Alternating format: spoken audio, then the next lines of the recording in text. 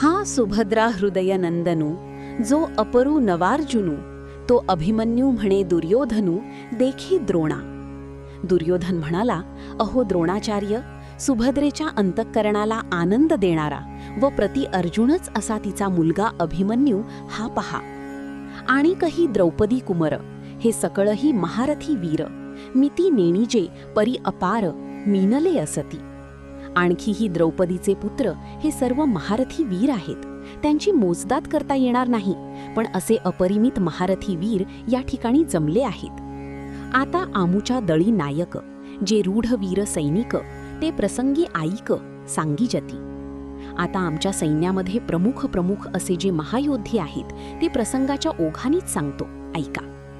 उद्देशी एक दोनी, जाईजती बोलोनी, तुम्ही आदी करूनी मुख्य जे. तुम्ही आदी करून जे मुख्य वीर आहेत, त्यांची नावे केवळ दिग्दर्शनार्थ आपल्या माहिती करता सांगतो. हा भीष्म गंगानंदनू, जो प्रताप तेजस्वी भानू, रिपुगज पंचाननू, कर्णवीरू. प्रतापाने केवळ तेजस्वी सूर्यच असा हा गंगेचा पुत्र भीष्म आहे, आणि शत्रुरूपी हत्तीला सिंहासारखा असणारा हा वीर कर्ण आहे.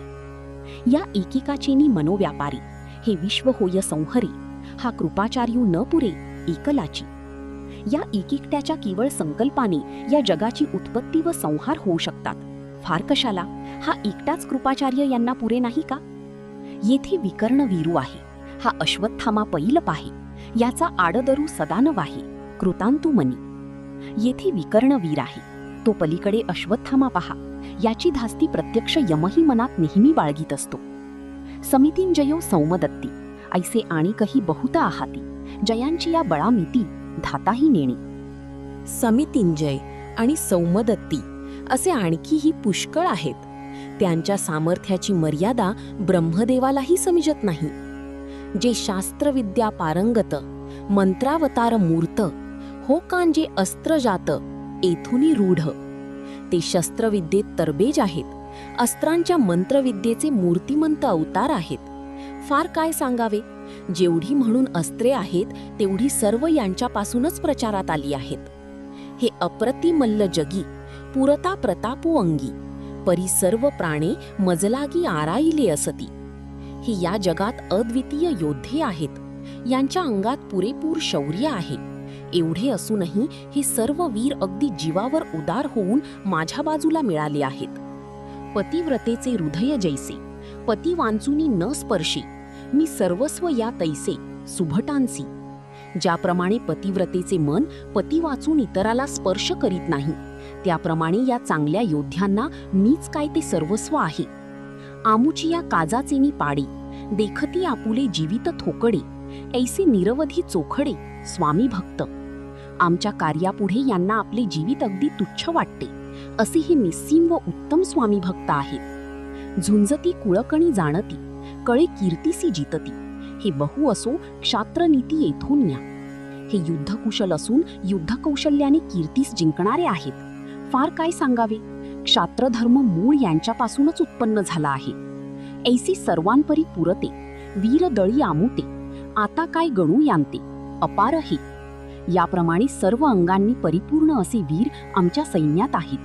आता यांची काय गणती करू, हे अपार आहेत. वरी क्षत्रियां माझी श्रेष्ठू, जो जगजेठी जगी सुभटू, तया दळवईपणाचा पाटू भीष्मासी पै. आणखी क्षत्रियांमध्ये श्रेष्ठू व या जगात नाणावलेले योद्धे असे जे भीष्माचार्य, त्यांना या सेनेच्या अधिपत्याचा अधिकार दिलेला आहे.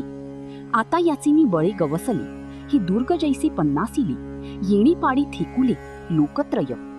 आता यांनी आपल्या सामर्थ्याने आवरून या सैन्याची अशी काही रचना केली आहे की जसे काही किल्लेच बांधले आहेत. याच्या पुढे त्रिभुवनही क पदार्थ आहे. आधींच समुद्र पाही, तेथ दुवाडपण कवणा नाही, मग वडवानळू तैसे याही विरजा जैसा. आधी असे पहा, समुद्र हा कोणाला दुस्तर नाही, तशात ज्याप्रमाणे वडवानल सहाय्यकारी व्हावा ना तरी प्रलयवन्ही महावातू, या दोघांजैसा सांधातू, तैसा हा गंगासुतू सेनापती. किंवा प्रलय काळचा अग्नी व प्रचंड वारा, या दोहोंचा ज्याप्रमाणे मिलाफ व्हावा, त्याप्रमाणे या गंगेच्या पुत्राच्या सेनापतित्वाची जोड या पराक्रमी सैन्याला मिळाली आहे. आता येणेसी कवण भिडे, हे पांडव सैन्य कीर थोकडे, परी वरचिलेनी पाडे दिसत असे. आता या सैन्याबरोबर कोण झगडेल? वर सांगितलेल्या आमच्या या सैन्याच्या मानाने हे पांडवांचे सैन्य खरोखरच अपुरे दिसत आहे. वरी भीमसेनू बेथू, तो झाला असे सेनानाथू. ऐसे बोलोनिया मातू सांडिली तेणे. आणि त्यात भीमसेन अगोदरच आडदांड आणि तो त्यांच्या सैन्याचा अधिपती झाला आहे. मग काय? असे बोलून त्याने ती गोष्ट सोडून दिली.